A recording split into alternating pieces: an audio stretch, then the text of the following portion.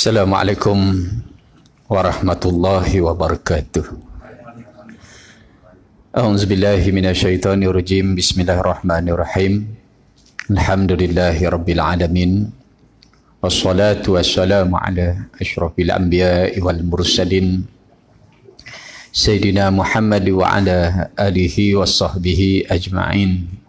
Rabbi syrah li sadri wa yassir li amri wahlul 'uqdatam min lisani yafqahu qawli. Subhanaka la ilma lana illa ma 'allamtana innaka antal alimul hakim. Wala hawla wala quwwata illa billahil aliyil azim. Qala Allah ta'ala fi kitabihil aziz. A'udzu billahi minasyaitonir rajim. Bismillahirrahmanirrahim. Iza sama'u fatarat wa idzal kawakibu intasarat wa idzal biharu fujirat wa idzal kuburu bu'sirat. Alimat nafsum ma qaddamat wa akharat.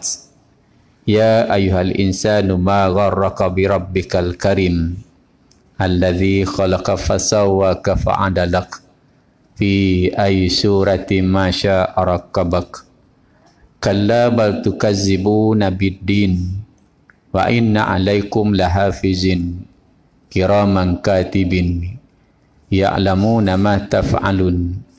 Innal abrara lafi na'im wa innal fujara lafi jahim yaslaunaha yawmaddin wa ma hum anha bighaibin wa ma adraka ma yawmuddin thumma ma adraka ma yawmuddin yawma la tamliku nafsun li nafsin syai'a wal amru yawma idzil lillah. Shadaqallahul azim.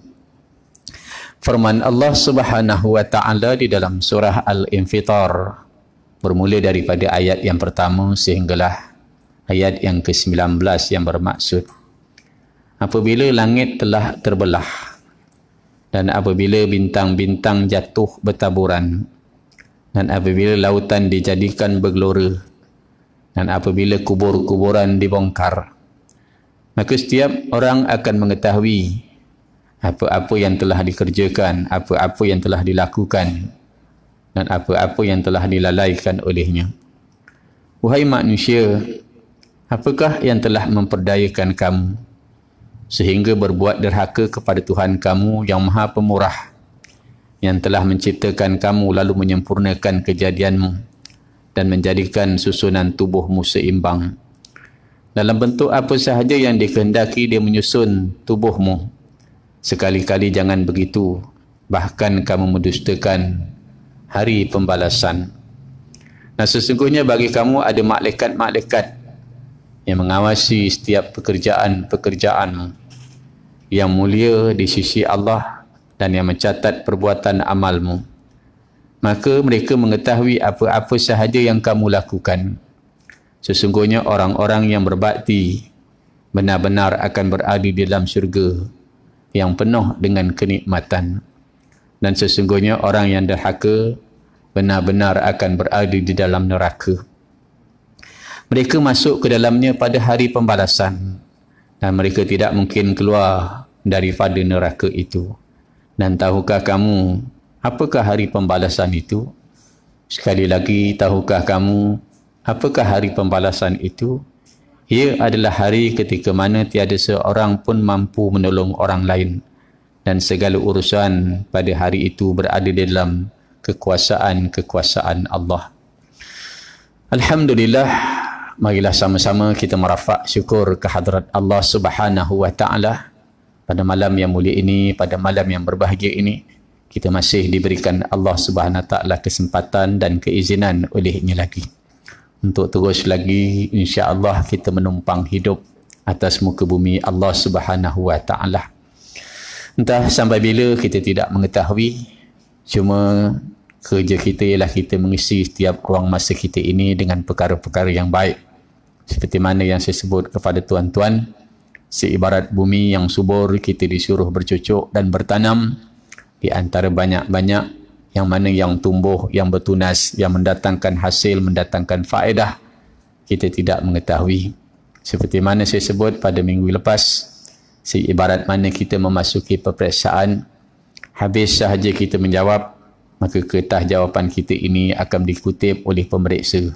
Maka pemeriksa lah yang akan menanda kita tidak mengetahui sama ada kita lulus ataupun kita tidak lulus dalam peperiksaan. Sebegitulah amal-amal kita. Kita tidak mengetahui sama ada Allah menerima ataupun tidak menerimanya. Walau bagaimanapun, kita ambil apa yang diajar oleh Imam Al-Ghazali. Barang siapa yang nakkan kebahagiaan hidup di dunia, barang siapa yang nakkan kebahagiaan hidup di akhirat, mendapat rahmat dari Allah, disebut dalam kitab Hidayatul Bidayah, kena ada pada di 5 perkara.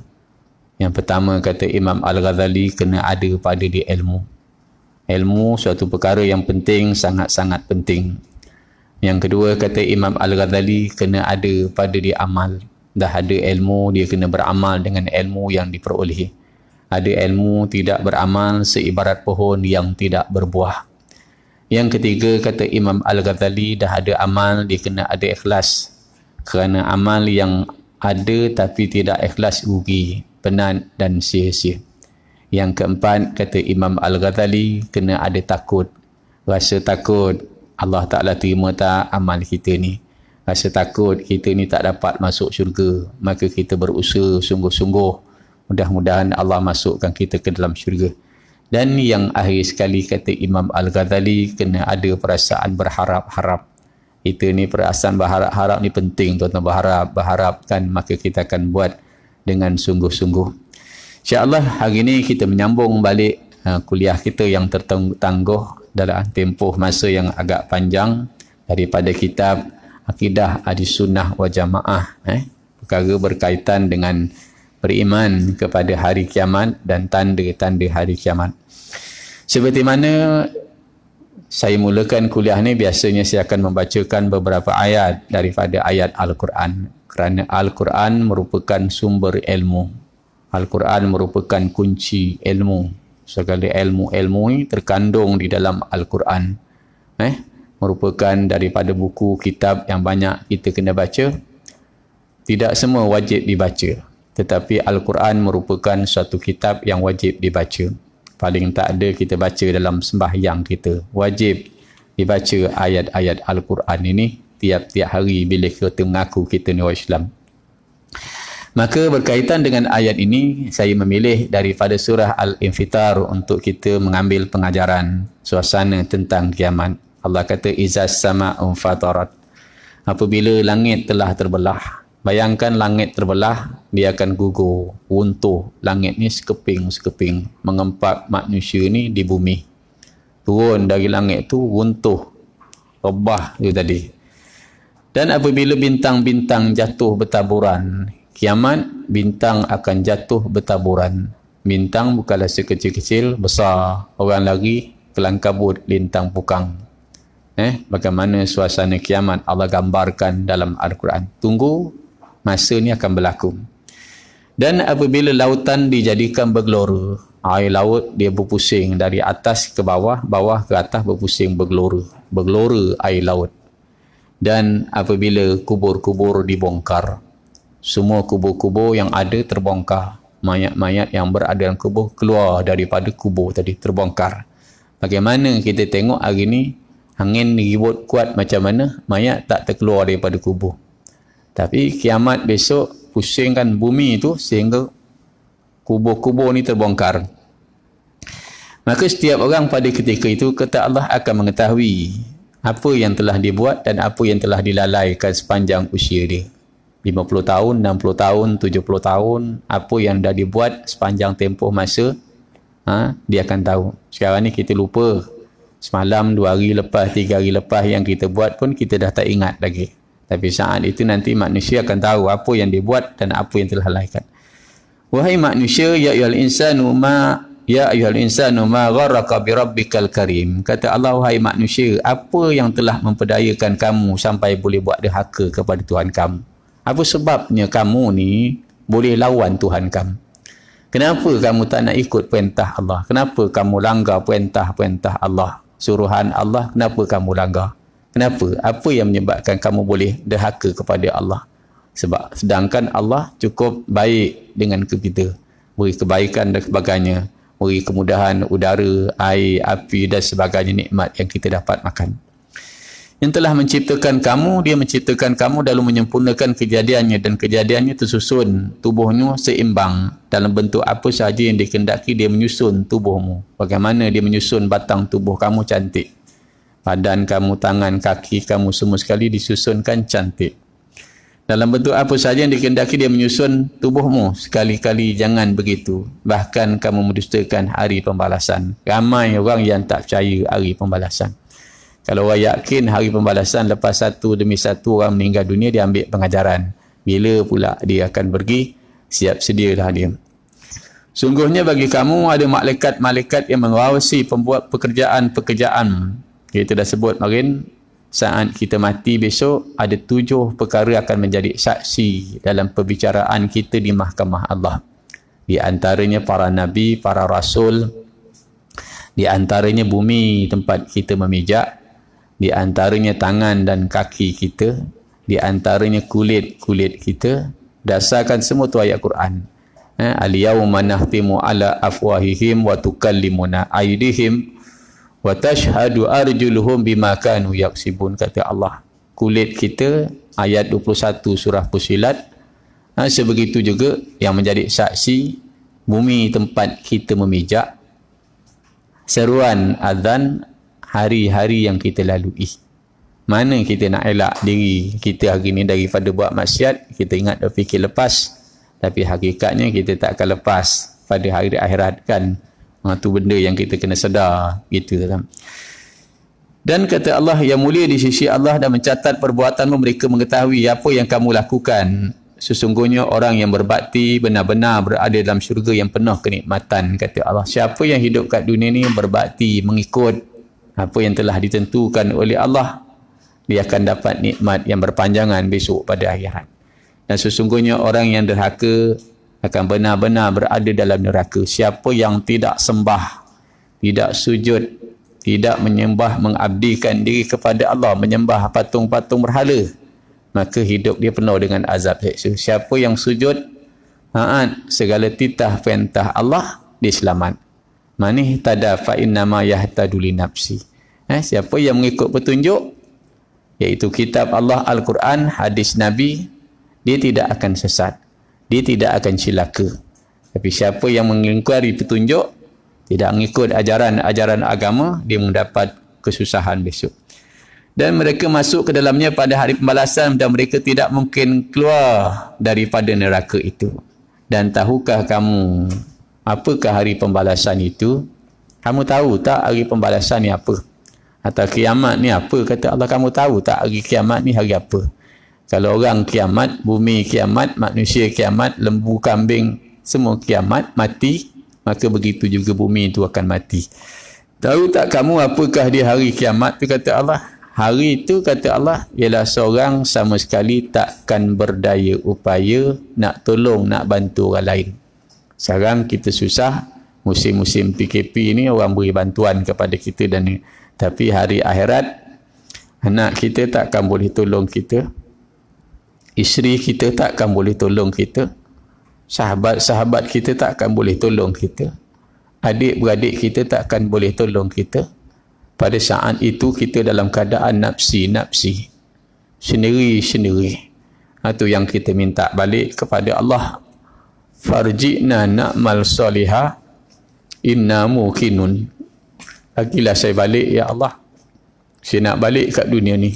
Saya nak balik, saya nak buat amal baik. Sungguhnya saya telah yakin ya Allah, mana mungkin kita boleh balik lagi, tuan-tuan. Sebab itu kehidupan ini pergunakan dengan nikmat ni dengan sebaik-baik, supaya kita jadi golongan manusia yang mencapai keredaan Allah pada hari akhirat. InsyaAllah kita menyambung kembali pengajaran kita pada tajuk beriman kepada hari kiamat, tanda-tanda hari kiamat itu, sampai kepada muka surat 226. Turun Nabi Isa alaihi salam.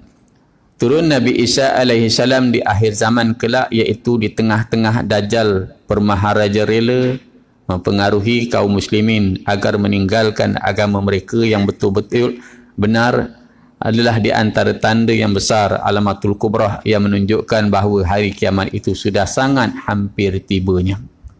Kita sama ada temu ataupun tak temu, wallahu alam.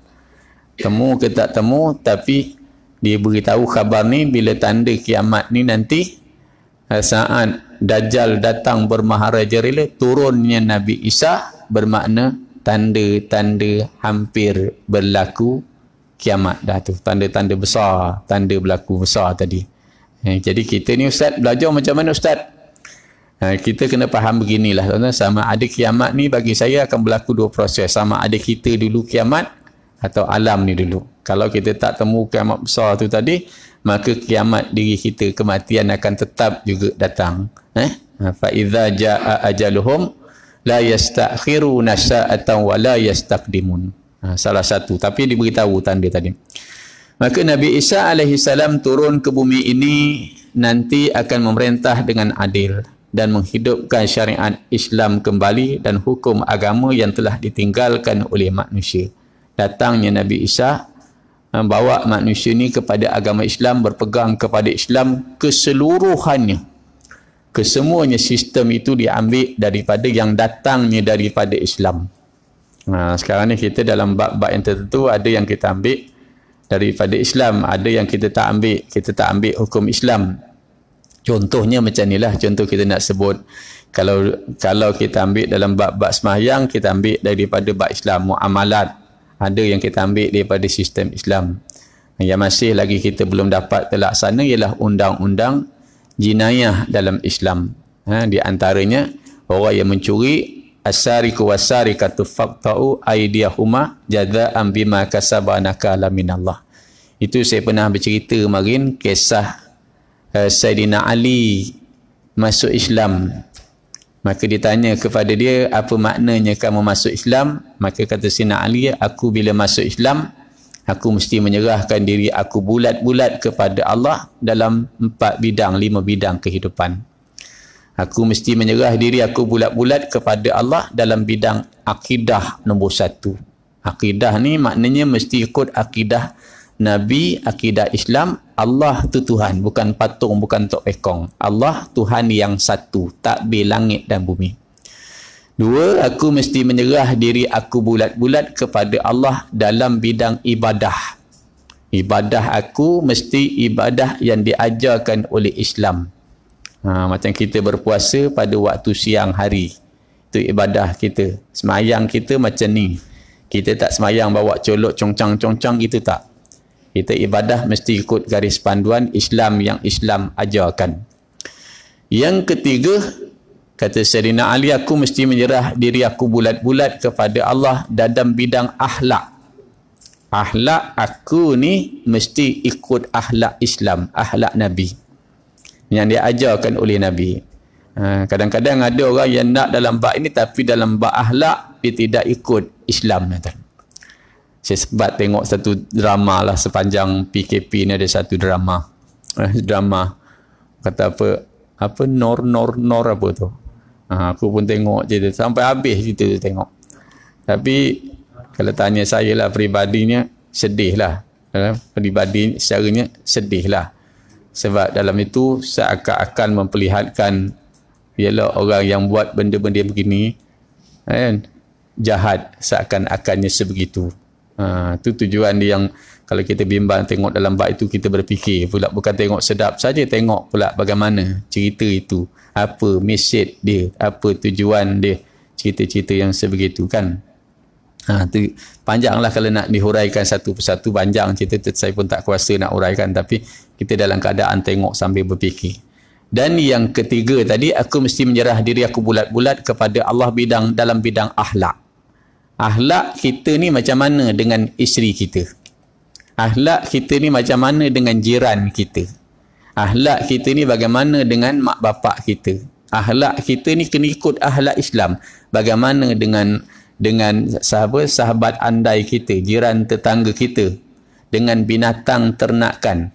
Mesti Islam dalam bidang akhlak, ikut ajaran Nabi sallallahu alaihi wasallam. Dan yang keempat, Bila kata aku masuk Islam, dia kata aku mesti menyerah diri aku bulat-bulat kepada Allah dalam bidang perundangan dan hukum hakam. Ini kadang-kadang orang kita ambil dalam bidang akidah dia ambil, dalam bidang ibadah dia ambil, dalam bidang akhlak dia tak ikut. Ada dalam bidang akidah dia ambil, ibadah dia ambil, akhlak dia ambil, tapi perundangan tak nak ikut Islam. Tak nak ambil hukum hakam Islam. Kita dalam hati kecil kita mesti ada yakin bahawa hukum yang ada dalam Al-Quran itulah hukum yang terbaik. Yang dibawa oleh Nabi itu adalah hukum yang terbaik, peraturan yang terbaik. Itu demi untuk menyelamatkan akidah kita. Empat bidang ni dia mesti ada. Kalau tuan-tuan buka kitab sekolah agama Johor dan Jahaz, ada dalam bab ini diceritakan tadi. Maka tadi datangnya Nabi Isa alaihissalam tinggal berada di bumi ini dalam masa yang dikehendaki oleh Allah Ta'ala. Nabi Isa alaihissalam wafat dan disembahyangkan dan dikebumikan oleh kaum muslimin. Justru itu wajib ke atas setiap orang Islam mengaku dan mengiktikadkan apa yang telah dikhabarkan oleh Allah Ta'ala dalam Al-Quran. Kita wajib percaya. Bila masa Ustaz? Entah. Percaya tak kiamat akan berlaku? Percaya. Percaya tak Nabi Isa akan turun? Percaya. Bila? Entah. Wallahualam. Tapi saya percaya. Bahawa Nabi Isa alaihissalam itu tidak dibunuh oleh orang Yahudi.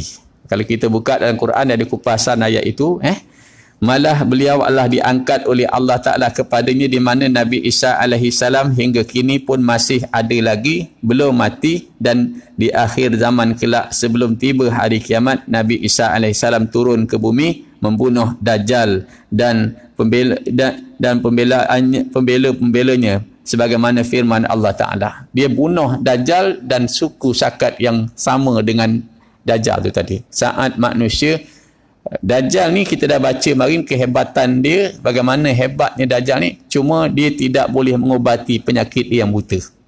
Di saat dia datang, manusia dalam keadaan jahil tentang ilmu agama. Dan kita ni pun tuan-tuan minta mak cakap lah, tak banyak dari kalangan kita yang belajar ilmu agama. Percayalah cakap saya, tak banyak. Dan kita nak duduk rumah, nak baca kitab agama ni, nak baca tuan? Nak baca tak agak-agak? Silap-silap tak baca tuan. Kat rumah saya tu agaknya ialah penuh bergerobok-gerobok kitab tu, sama ada kitab lama, kitab baru, yang jenis tebal buka kitab lama. Oh sekejap je datang. Cuma ngajar ni dia kena baca lah tuan.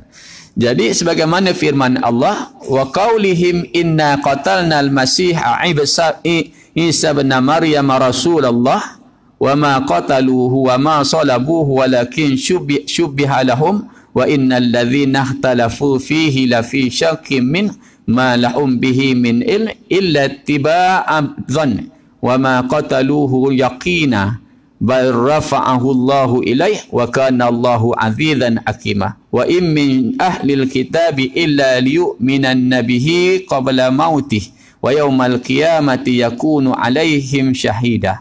Dan disebabkan dakwaan mereka yang mengatakan sungguhnya kami telah membunuh Al-Masih Isa ibnu Maryam Rasul Allah, padahal mereka tidak membunuhnya dan tidak memalangnya di kayu palang salib, tetapi diserupakan bagi mereka itu orang yang mereka buat yang bunuh itu seperti Nabi Isa.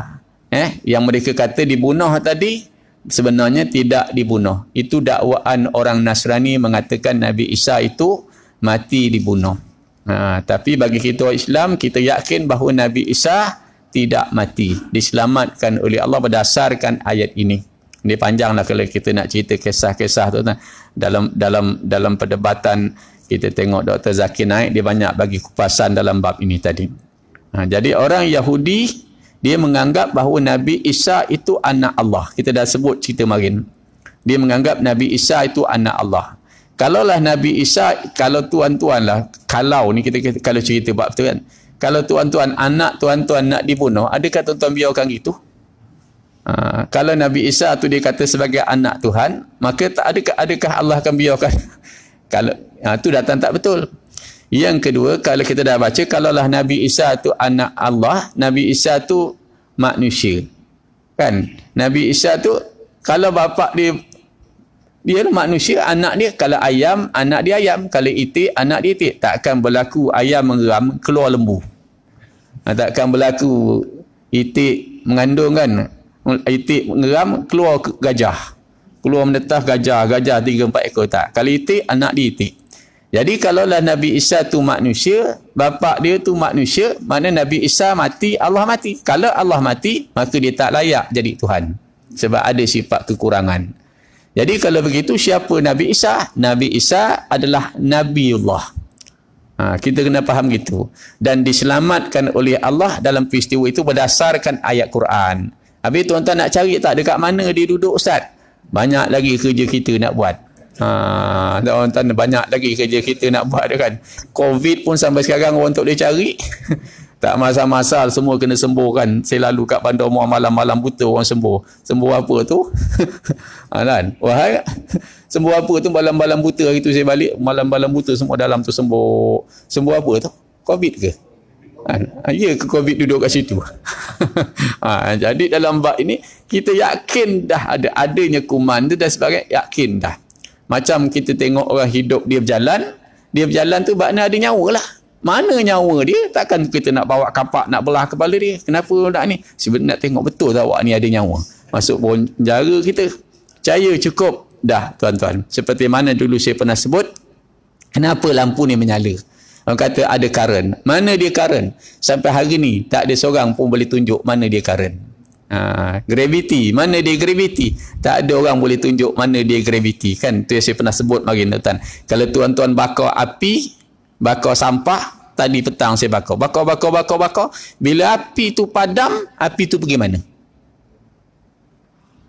Orang mati ada, lembu mati ada, kambing mati ada, pokok mati ada. Tapi api tu padam, dia pergi mana?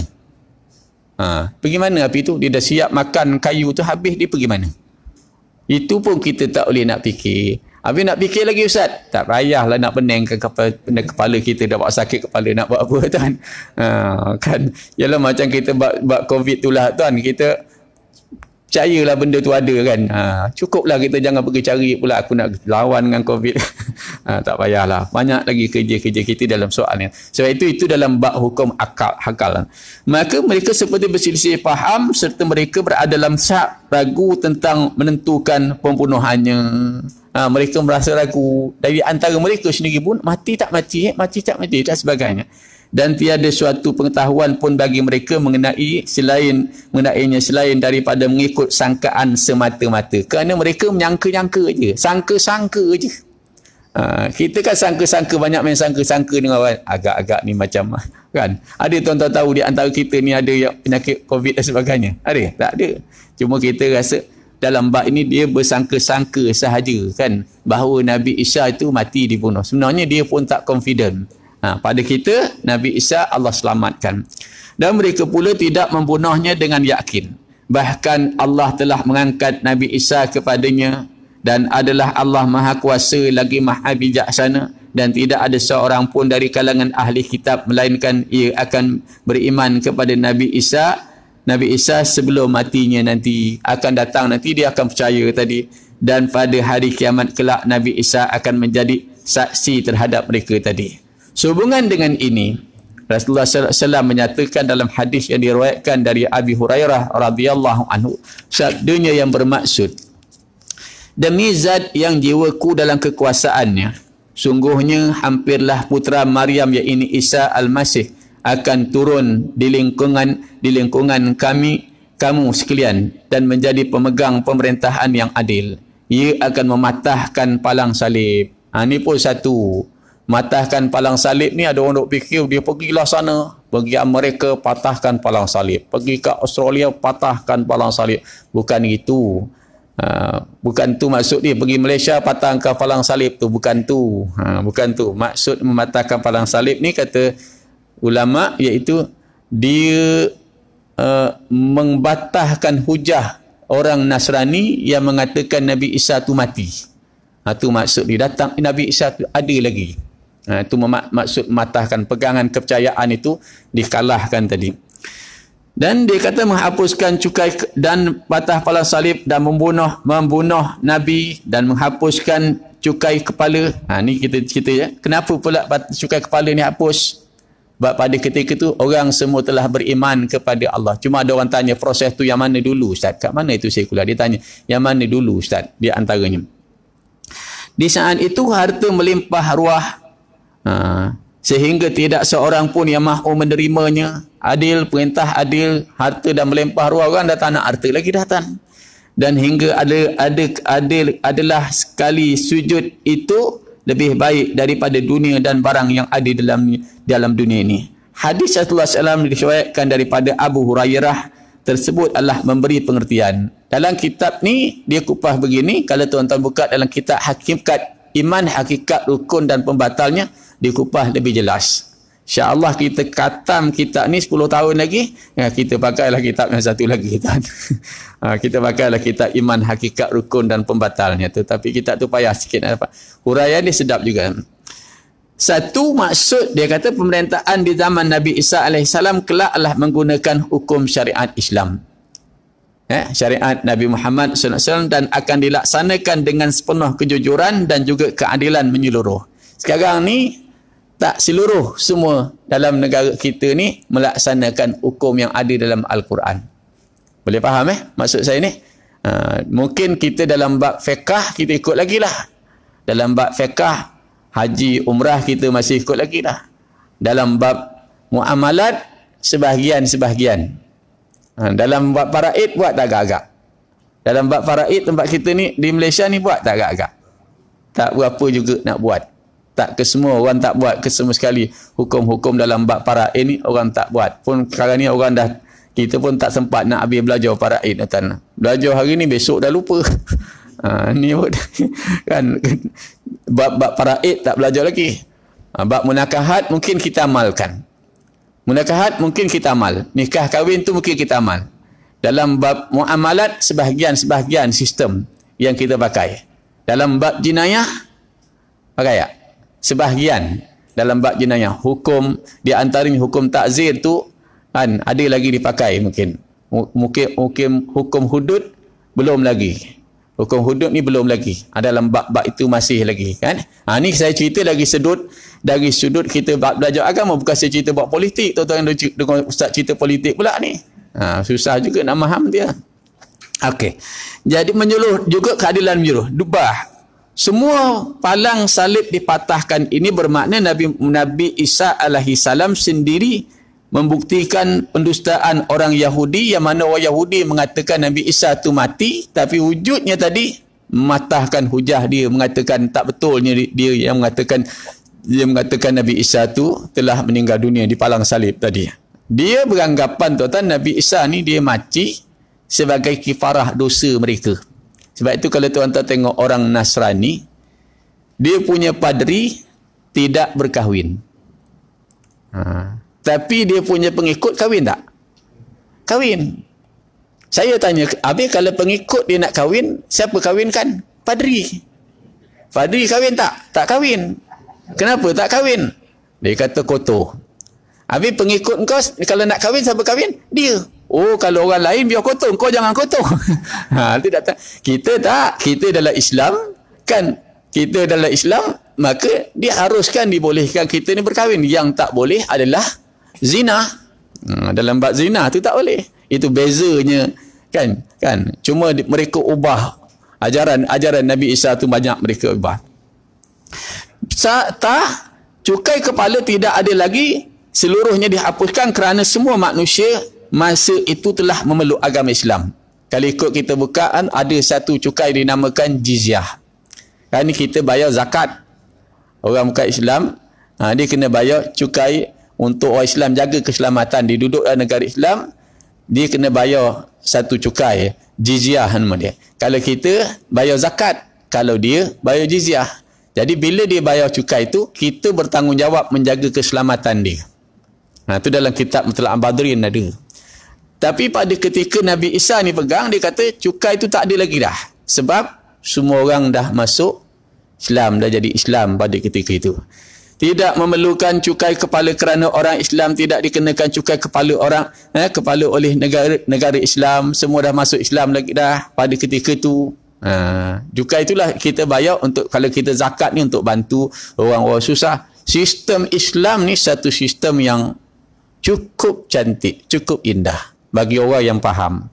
Kan? Bagi orang faham. Kita sebut bagi tiang dunia ni 4. Yang pertama, keadilan pemimpin. Yang kedua, ilmu para alim ulama. Yang ketiga, dermawan daripada orang kaya. Yang keempat, doa daripada orang fakir. Kalaulah tak ada pemimpin yang adil, maka setengah mereka akan memakan setengah mereka. Dua, ilmu para alim ulama. Kalau tak ada ilmu para alim ulama, maka akan rosaklah orang jahil. Orang jahil ni rosak. Kena ada orang alim yang beri nasihat kepada kan, membetulkan mana-mana yang tak betul. Itu pentingnya.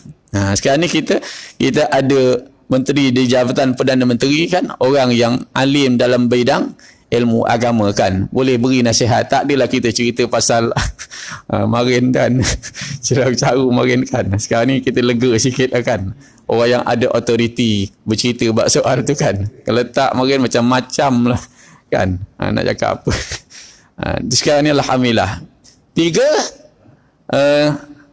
dermawan daripada orang kaya. Kalau tidak ada orang kaya yang berderma, orang kaya ni dia duit ada, dia kena derma, dia kena sumbang. Nescaya akan rosak orang miskin. Orang miskin rosak. Dan yang keempat, memang dalam semua negara ni mesti ada ni. Pemimpin mesti ada, alim ulama kena ada, orang kaya kena ada, orang miskin pun kena ada. Kalau semua orang kaya, senang susah Haji Mak Sah? Semua orang kaya. Susah. Siapa nak azan? Aku kaya. Contoh lain kan. Siapa nak bersihkan parit, nak bersihkan longkang? Susah. Jadi mesti ada orang miskin, mesti ada orang kaya, semua ada tu. Kalau orang miskin kata, kalau tidak ada doa orang miskin, maka runtuh langit, runtuh bumi, rosak langit, rosak bumi. Ini kalau kita kaji tentang Islam ni, cantik sumulnya Islam datang. Kemudian dia kata, harta melimpah ruah kerana keadilan di masa itu secara menyeluruh, sama rata tanpa perbezaan, yang mana di saat itu tidak didapati seorang pun yang hidup dalam kemiskinan, kekurangan dan kesengsaraan. Tak ada lagi. Itu maksud di harta melimpah ruah, kan semua orang hidup dah selesa kan, dengan kedudukan dia masing-masing, selesa kedudukan dia tadi. Kemudian yang seterusnya, kita pergi kepada keluarnya Ya'juj dan Ma'juj. Wa Ma'juj. Dalam Al-Quran tidak diterangkan siapakah dia Ya'juj dan Ma'juj. Yang ini tetapi menurut asal bahasa, kedua perkataan artinya satu bangsa yang tabiatnya suka menceroboh. Kemudian satu lagi, tanda-tanda hampirnya berlaku kiamat, keluarnya Ya'juj dan Ma'juj. Ni pun dalam kitab ini dia tak kupas. Ni kisah Zulkarnain. Keluarnya Ya'juj dan Ma'juj ni satu bangsa yang dia suka merosakkan, suka menceroboh. Di zaman kelak dan di antara tanda yang besar Alamatul Kubra yang menunjukkan bahawa hari kiamat itu sudah sangat-sangat hampir dah. Jadi berlaku tu, keamanan tu sekejap lepas Nabi Isa tu meninggal dunia, wafat meninggal Nabi Isa, maka masyarakat akan jadi pada ketika itu kocak-kacir balik dalam keadaan keluarnya Ya'juj dan Ma'juj tadi. Seperti mana kata Allah, firman Allah Ta'ala, summa atba'a sababa hatta idza balagha baina saddaini wajada min dunihima qauman la yakaduna yafqahuna qawla qalu ya dhal qarnain inna ya'juj wa ma'juj mufsiduna fil ard fahal naj'alu laka harjan ala an taj'ala bainana wa bainahum sadda qala ma makkanni fihi rabbi khairum fa'inuni biquwwatin aj'al bainakum wa bainahum radma atuni zubaral hadid hatta idza sawa baina sadafain qala anfukhu hatta idza ja'alahu naran qala atuni ufrig alaihi qitra famasta'u an yadhharuhu wa mastata'u lahu naqbah qala hadza rahmatun min rabbi fa idza jaa wa'du rabbi ja'alahu dakka wa kana wa'du rabbi haqqan. Kemudian dia berpatah balik menurut jalan yang lain, jalan ke sebelah utara, sehingga apabila dia sampai di antara dua gunung, ia dapati di sisinya satu kaum yang hampir-hampir mereka tidak dapat memahami perkataan mereka. Berkata, wahai Zulkarnain, sesungguhnya kaum Ya'juj dan Ma'juj sentiasa melakukan kerosakan di bumi ini. Oleh itu, setujukah kiranya kami menentukan sejumlah bayaran kepada kamu dari hasil pendapatan kami dengan syarat engkau membina sebuah tembok di antara kami dengan mereka. Dia menjawab, kekuasaan dan kekayaan yang Tuhanku jadikan daku menguasainya lebih baik daripada bayaran-bayaran kamu. Oleh itu, bantulah daku dan dengan tenaga kamu beramai-ramai. Aku akan bina antara kamu dengan mereka sebuah tembok penutup yang kukuh. Bawalah kepadaku ketul-ketul besi, sehingga apabila ia bertukar, ia terkumpul separas tinggi menutup lapangan antara dua gunung itu. Dia pun memerintahkan mereka membakar dengan berkata, tiuplah dengan alat kamu, sehingga apabila dia menjadikannya merah menyala seperti api, berkata ia, bawalah tembaga cair supaya aku tuangkan ke atasnya. Maka mereka tidak dapat memanjatnya dan tidak juga dapat menembuknya. Setelah itu berkatalah ia, ini ialah satu rahmat dari Tuhanku, dan pada ketika itu apabila sampai janji Tuhanku, ia akan menjadikan hancur lebur, dan adalah janji Tuhanku itu benar. Maknanya, satu daripada tanda-tanda kiamat tadi Nabi Isa turun, satu lagi keluarnya Ya'juj dan Ma'juj. Dalam Quran ada cerita bab ini, kisah Zulkarnain. Zulkarnain ini maknanya, yang maksudnya mempunyai dua tanduk. Bukan tanduk macam kita tengok tanduk tu, tanduk Ultraman tu. Tanduk ni maknanya dia mempunyai dua kekuasaan, kehebatan. Jadi bila dia lalu ke satu kawasan perkampungan, orang ni minta dia buat satu tembok. Dia nak upah. Kata dia, aku tak mau. Aku tak nak upah. Aku dah ada banyak harta, ada semua sekali. Cuma aku boleh buat tembok ini dengan syarat engkau sama-sama tolong dengan tenaga. Itu yang diperintah, dicocokkan besi, dibenamkan besi. Setelah itu diperintahkan tiupkan api, tiup dengan angin tadi, api itu menjadi marak. Bila marak, maka diambil tembaga, dicurahkan tembok itu. Ada setengah dalam kitab Iman Hakikat Rukun dan Pembatal, dia kata tembok ini, dia ada yang mengatakan gitu di Syam. Habis hakikatnya mana Ustaz? Wallahu alam. Tentera Ya'juj dan Ma'juj ni, tuan-tuan, dia punya hebatnya, kalau dia turun, dia lepas ni, kata dia lalu dekat tasik akan jadi kering. Punya ramai punya hebatnya, lalu dia merosakkan manusia. Dan Zulkarnain telah memagar, tembok ni dipagah. Dan sampai sekarang ini, tentera Ya'juj dan Ma'juj dalam usaha untuk menembusi tembok ni tadi. Dia belum dapat lagi menembusi. Tuan-tuan jangan pergi cari. Nak pergi mana ni? Nak pergi Syam, nak tengok tembok Ya'juj dan Ma'juj. Banyak lagi kerja kita, Tan. Kita percaya cukuplah, Tan. Suatu hari walau bagaimanapun tembok itu akan dapat ditembusi juga. Di mana tempat dia dalam dunia ni? Kalau tuan-tuan tak ada kerja nak pergi cari, pergi. Tapi kita bukanlah disuruh cari, percaya sahajalah dalam bab-bab ini berdasarkan ayat Quran, cerita Ya'juj dan Ma'juj ni, tuan-tuan. Entah kita jumpa, nak jumpa ke? Siapa nak jumpa Ya'juj Ma'juj? Tak payahlah, tuan-tuan, banyak lagi kerja kita. Yang COVID ni pun kita tak terjumpa, tuan-tuan. Itu bab-bab itu tadi. Okey, boleh faham, tak banyak sikit cerita, kita tak kupas lah, tuan. Tapi dalam kitab Iman Hakikat Rukun dan Pembatal, dia kupas tu jelas. Banyak panjang kupasan tentang tentera Ya'juj dan Ma'juj ni. Saya nak habiskan sedikit uraian tadi. Dan firman Allah Ta'ala, hatta idza futihat Ya'juj wa Ma'juj wa hum min kulli hadabin yansilun. Satu yang bermaksud tembok dalam ayat tersebut adalah tembok yang menutup lapangan antara dua gunung ini, yang dapat menahan langgaran kaum Ya'juj dan Ma'juj. Di antara dua gunung ni, dia ada satu kawasan lembah. maka dicacakkan besi lembah tu sama tinggi dengan gunung tu, sama tinggi, dan ditiupkan api. Bagaimana yang hari ni orang buat welding, dia perlukan angin kan. Besi, kalau dia kadar besi je kan, dia tak letakkan tembaga, dia tak berapa kuat. Nak jadi besi ni kuat, dia kena campur tembaga. Siapa beritahu? Quran dah beritahu dulu. Quran dah beritahu dulu. Hebatnya Allah Ta'ala. Setelah mereka membawakan ketul-ketul besi untuk menutup tanah lapang antara dua gunung itu, ia perintahkan mereka membakar tembok dari ketul besi itu sehingga menjadi merah menyala seperti api, lalu dituangkan atasnya tembaga cair sehingga menjadi ia amat kukuh lagi licin. Taruh tembaga dengan besi jadi kukuh, kuat, dan dia licin, tak boleh nak dipanjat. Bila ustaz dia akan tembus? Bila hampir berlaku kiamat akan tembus tembok itu tadi. Berdasarkan ayat Quran. Dan kaum Ya'juj dan Ma'juj tidak dapat memanjat tembok itu kerana licin, dan juga tidak dapat menebuk kerana tebal dan padunya.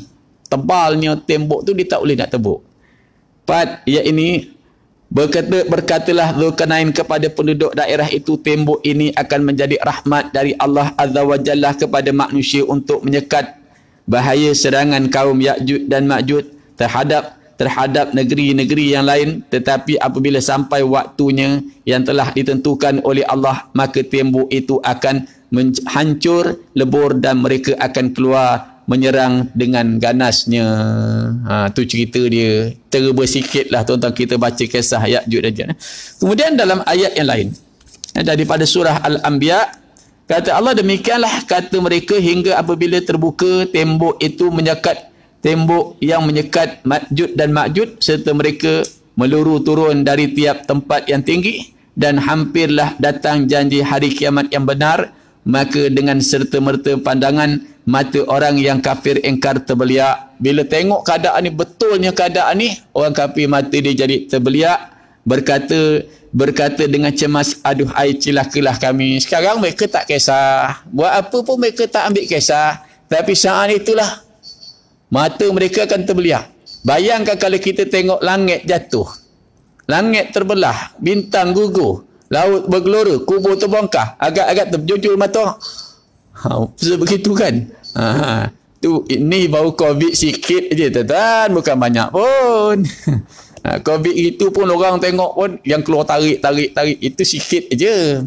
Itu tentera tu tak tahulah apa rupa COVID tu, binatang besar mana, tanduk dia besar ke, kepala dia besar ke, kita pun tak nampak kan. Tapi orang punya takutnya kan, punya takutnya dia punya kalau saya kat sekolah macam-macam, ni buat letak sabun, letak entah mana COVID aku pun tak nampak. Tapi sekurangnya kita berusaha. Itu maksudnya Tan. Kita bukan kata kita tak takut, tapi jangan sampai kita lebih takut tu daripada takut Allah, kekuasaan Allah tu sendiri Tan. Okey. Sikit lagi. Dan maka dengan serta mereka pandangan mata orang yang kafir ingkar terbeliak sambil berkata dengan cemas, aduh ai cilakalah kami, sungguhnya kami telah tinggal dalam keadaan yang melalaikan. Kami dah duduk kat bumi ni tapi kami lalai, kami leka, dan daripada memikirkan perkara ini, bahkan kami telah menjadi orang yang menginaya diri mereka sendiri. Tak nak dengar, tak nak ambil pengajaran. Berapa orang yang nak dengar kan? Apa nak ambil pengajaran, nak duduk belajar? Tak ada. Itu masalah masyarakat kita ni tuan-tuan. Banyak mana yang duduk ngaji, banyak mana yang duduk belajar. Besok hari Jumaat, cuba tuan-tuan tengok kan, ada orang macam mana agak-agaknya masjid dan surau penuh tak agak-agak. Wallahualam, harap-harap mereka dapat kesedaran memenuhkan masjid-masjid dan surau. Kita berhenti sampai situ tuan-tuan. InsyaAllah kita menyambung balik pada bulan akan datang, iaitu perkara berkaitan dengan syurga. Nanti kita akan masuk perkara berkaitan neraka dan orang yang terakhir masuk neraka. Berdasarkan hadis Nabi, orang terakhir masuk neraka ni ialah orang lelaki. Tu yang dia merintih, merayu dan sebagainya. Jadi kita berhenti sampai situ insya-Allah. Panjang usia kita bertemu balik. Jangan lupa tuan-tuan, buatlah korban. Musim kita ni dapat buat korban. Saya dah bacakan kepada tuan-tuan, alhaqumut takassur hatta zurtumul maqabir, kalla sawfa ta'lamun summa kalla sawfa ta'lamun. kalla law ta'lamuna ilmal yaqin la tarawunnal jahim thumma la tarawunnaha ainal yaqin thumma la tus'aluna yawma idzin an. Buat korban dengan tujuan untuk takaruf diri kita kepada Allah. Tahun depan belum tentu lagi kita hidup lagi, tuan-tuan. Jadi masa ada sempat ni, kejarlah, buatlah, tuan-tuan. Bagaimana saya sebut hari itu, kita ni takkan dapat nilai betapa berharganya 4 nikmat, kecuali nikmat tu dah tak ada, nanti baru kita nampak. Seorang takkan dapat nilai betapa berharganya nikmat muda, kecuali dia dah tua. Seorang takkan dapat nilai betapa berharganya sihat, nanti dia dah sakit, dia nampak nikmat sihat. Seorang takkan dapat nilai betapa berharganya keselamatan, kecuali dah ditimpa bala bencana. Dan akhir sekali, seorang manusia ni dia takkan nampak betapa bernilainya hidup ini, kecuali dia dah mati nanti, baru dia nampak nikmat hidup. Pada tu insya-Allah saya rasa tak ada kemungkinan. Bismillahirrahmanirrahim. Alhamdulillah rabbil alamin wassalatu wassalamu ala asyrafil anbiya'i wal mursalin sayyidina Muhammad wa ala alihi washabbihi ajma'in. Allahumma nawwir qulubana bi nuri hidayatika wa futuhatika kama nawwarta arda bi nuri syamsika abadan abada bi rahmatika ya arhamar rahimin. Allahumma aghnina bil ilmi wa zayyinna bil hilmi wa akrimna bit taqwa wa jamilna bil afiyah. Ya Rabbana zidna ilma warzuqna fahma wa anta khairu dzikin. Rabbana atina fid dunya hasanah wa fil akhirati hasanatan wa qina azaban nar. Wassallallahu ala sayyidina Muhammad wa ala alihi wa sahbihi wasallam walhamdulillahi rabbil alamin. Takbir.